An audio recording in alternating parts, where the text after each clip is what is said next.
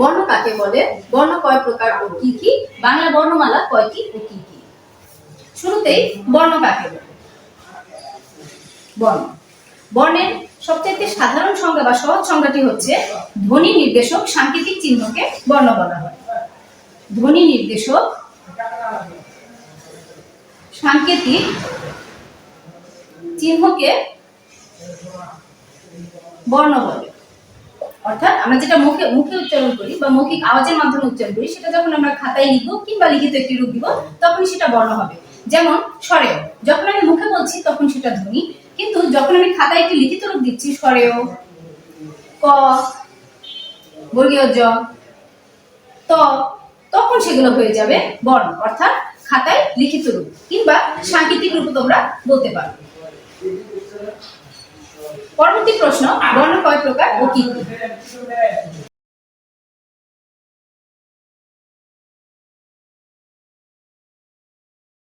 বর্ণের প্রকারভেদ। বর্ণ দুই প্রকার, একটি হচ্ছে স্বরবর্ণ আর একটি হচ্ছে ব্যঞ্জন বর্ণ। বর্ণ দুই প্রকার, এক নম্বর হচ্ছে স্বরবর্ণ, দুই নম্বর হচ্ছে ব্যঞ্জন বর্ণ। আমাদের পরবর্তী প্রশ্ন,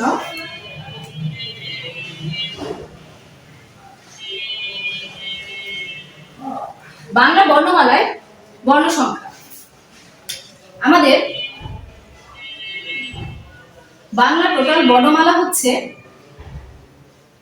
একটি, অর্থাৎ স্বরেও থেকে ও পর্যন্ত, ক থেকে চন্দ্রবিন্দু পর্যন্ত সব মিলেই এটাকে বর্ণমালা বলা হচ্ছে। অর্থাৎ স্বরবর্ণ এবং ব্যঞ্জন বর্ণের যে সমন্বিত রূপ সেটি হচ্ছে বর্ণমালা। তাহলে আমাদের বাংলা ভাষায় ব্যবহৃত বর্ণমালা হচ্ছে একটি। তবে বাংলা বর্ণমালায় মোট বর্ণ সংখ্যা যে 50টি, সেই 50টি আসলে কিভাবে হয়। আমাদের এখানে প্রথমে রয়েছে স্বরবর্ণ। স্বরবর্ণ কয়টি? স্বরেও থেকে ও পর্যন্ত আমরা যদি হিসেব করে দেখি তাহলে এখানে 11টি বর্ণ পাওয়া যাবে, প্লাস একইভাবে ব্যঞ্জন বর্ণ।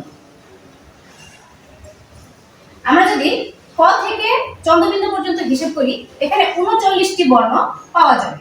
তো এখানে একটু খেয়াল করো, 11 এবং 39 সব মিলে কিন্তু 50টি বর্ণ এখানে পাওয়া যাচ্ছে।